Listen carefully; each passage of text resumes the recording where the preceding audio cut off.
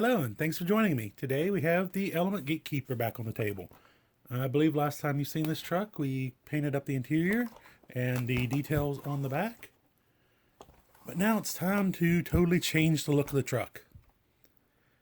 The truck is a good looking truck, but one thing I hate about RTRs is the bodies always look the same. Now I could go and strip these panels of their coating and paint them my own colors, or I could buy a new clear set and paint them, but I totally want to make this GateKeeper stand out. How do I plan on doing that? Well, I'm going to swap on a body. Which body? This one. It's the 4Runner body from Proline, because I like Toyota bodies, and Ugly Duckling has the Hilux body, truck body on it, so I decided to need a 4Runner body for this, so the two trucks kind of match. And my other Element truck has the newer generation 4Runner style body that comes factory. So I'm kind of just sticking with that Toyota theme there, if you will. Now with installing this body, I want to keep the cage. That's the big thing about it. I want this thing just to look like a tough, hardcore off-road truck. But there's a problem with that. The problem is, this body is way too wide. Look how much wider than the cage head is.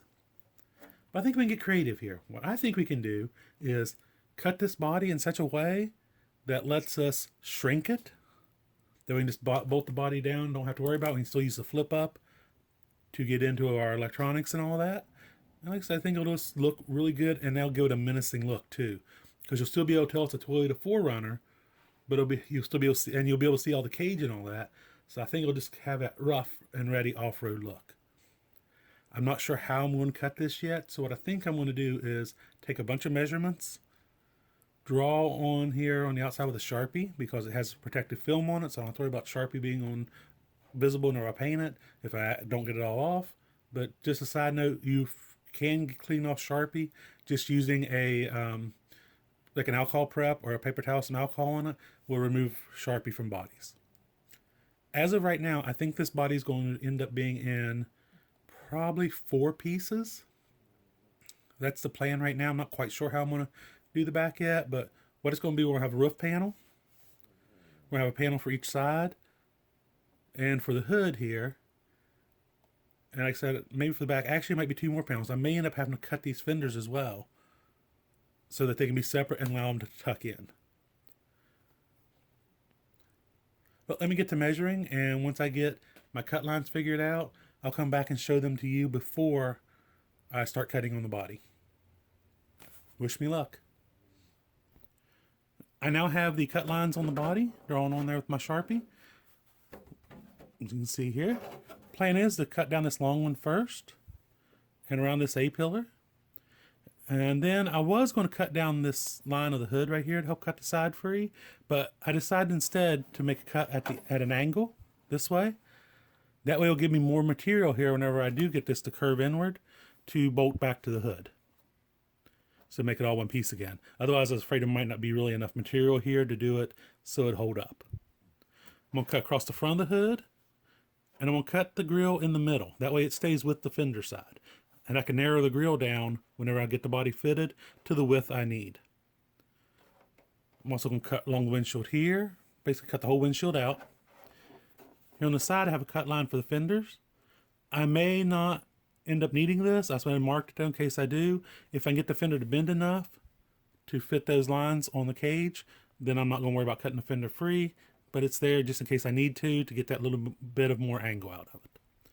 And I have a cut line along here because this piece of the body will stick down below the cage. The cut line you see for the windows on the side, this bar right here will be like right in the driver's view, and since this will be like, or supposed to look like a fiberglass shell, kind of like what monster trucks run, instead of the actual body cut down to fit on there, I'm going to cut those out to give the drivers better view. This quarter window, I'm not sure if I want to leave it yet or just go ahead and cut it out to continue the flow. I have a feeling I'll just end up cutting it out. These back windows I'm keeping for strength, and I'm going to paint over them anyway. Here when it comes to cutting the back, I'm also going to cut out the rear window here, and I'm going to cut the body here. My plan is, when I pull the sides in, the tail light should be right about here. And this piece right here is just about as wide as the rear of the cage. So it should let me keep my taillights and my license plate, just for looks. I'm not sure how much of the rear bumper area here I'm going to have to cut off, but I figure it'll probably be up to about this line right here. but I won't know until I get the body mounted. And this side is just like the other side. So now the plan is I'm going to make all of my cuts, just starting with the one side at a time here and seeing how well these pieces are going to fit. Like I said, I'm going to cut out this whole side and see if I have to modify my plan any as I go. But hopefully, if I plan this out right, these will be the cuts I need and will let me get this body to contour to this chassis. Well, I'm back, and as you can tell, I've got this body all cut apart.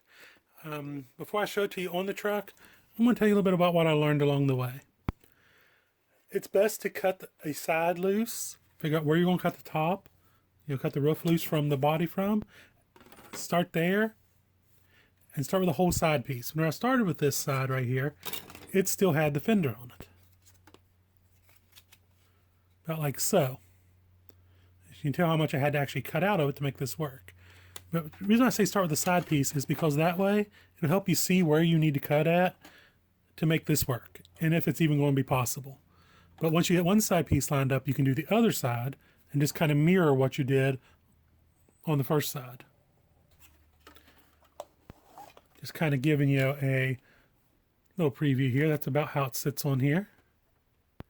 And that way it helps you make any cuts you need to do. Because like I shortened this body up right here, probably about 1.5 inches. I did have to elongate the wheel well for whenever I curve it in, so the wheel wells actually line up and look what I think is correct. And take your time, because like this was a much bigger piece, and I just had to keep slowly trimming. I probably trimmed this little corner right here probably 15 times. Just kept working it slowly. Go slow, because that way, you know, if you make a mistake, it's okay. You still have plenty of material to cut away. It's harder to add it back than it is to take it away. And whenever doing this too, try to use the stock mounting holes as much as possible. Like right here along the roof line, I have the stock holes here. Stock one right here on the side. Well, let's just say stock bolts. The stock bolts will go through and hold it together. Right here I had trim out around this one, but once the fender's on, you can't really see it, as well as the stock panel bolts down here. I also recommend using a Sharpie to make all your lines with. That way, if you make a mistake, you can take alcohol and a paper towel and just wipe the Sharpie right off. As you can tell right here on the roof, I made a whole bunch of notes. Let me see if I can get where you can see them. Like this one right here was telling me to curve this part back here a little bit more, because you want test fit, test fit, test fit. And these right here were showing me where I had little edges sticking out that needed trimmed down to fit the body, where the rear of the body pinches in. So I just had to get that shape right, and that's what all these marks here are for. So now I'm going to go ahead and put this body on here and come back and show you the final product. And here we are with the body mounted to the cage. Kind of gives you a good look here at how everything mounts up. Get you a good side view here. I really like the way this body turned out fitting on here. Whenever I go back and actually after I paint it and mount it for good, most of these screws will have washers on them, and may also have little rubber O-rings behind them as well, rubber washers, especially up here where this curves a bit. That will help get a good seal against the body and provide good support while filling in this just a little bit right there. Get a back view here. This body pinched in quite a bit, but that's the upside of cutting them away for the sides and then bolting them to the top, to the roof, is you can curve them in, make them fit the cage nicely. If it is something that has a full top, truck bed would curve in nice here too. You could leave it fully wide, but the problem is with a wide body like this one, is you have to cut away a lot of the wheel wells because the tires would hit them. Here it is from the other side. Little top view here. And you can see how the hood ended up as well. Overall, I'm really happy with how this turned out. I know the SUV body might not be the first choice for a cage truck like this, but I think it makes it look unique and will make it stand out whenever you're around a bunch of other trucks. And in the end, just gives it its own unique look. Now the next step on this is I'm going to do some 3D printed details before I paint the body, just to make it stand out a little bit more. The next video will probably have those in it. Follow us on Instagram. Link it's down below. That will help Maybe you can see it there before the video is posted, get a little sneak peek of what's going on. As far as painting this body, I'm not going to do a video on the step-by-step as I go through to paint it. I've done a few different videos on painting bodies. You can find those in some of the video playlists. A good one is in Project Cheat Bolt, where I did the Ford F650 body for it. Give a few different tips in there on using rattle cans to get a really cool paint job. This thing will be painted in like the old Ivan Iron Man Stewart style paint job. That's what I'm going to probably go for on this, unless I change my mind. But I will come back and show you after everything's done, the final product of it all painted up. Also, I'll show you this right here. On the inside here, on these mounts, you see these mounts that are kind of wrapped around the roll cage right here. These are wire mounts. They're plastic. You can get them in plastic or metal. I got these from a local parts store. They're from automotive use. Like you use these to hold lines in place or wires and stuff like that whenever you're doing custom builds on cars or custom installs. And I use them to hold the body in place back here because there is no real place here to screw it in. You may need these if you're doing a custom body on one of these GateKeeper cages or other caged vehicles like the axial cages and stuff. I also used one of them up front here to hold the middle of the hood in.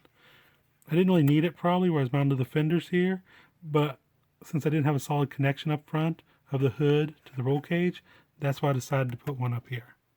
Just kind of help hold everything in place so it doesn't get caught on something and ripped free. Just want to show you that right there, just in case you need some extra attachment points.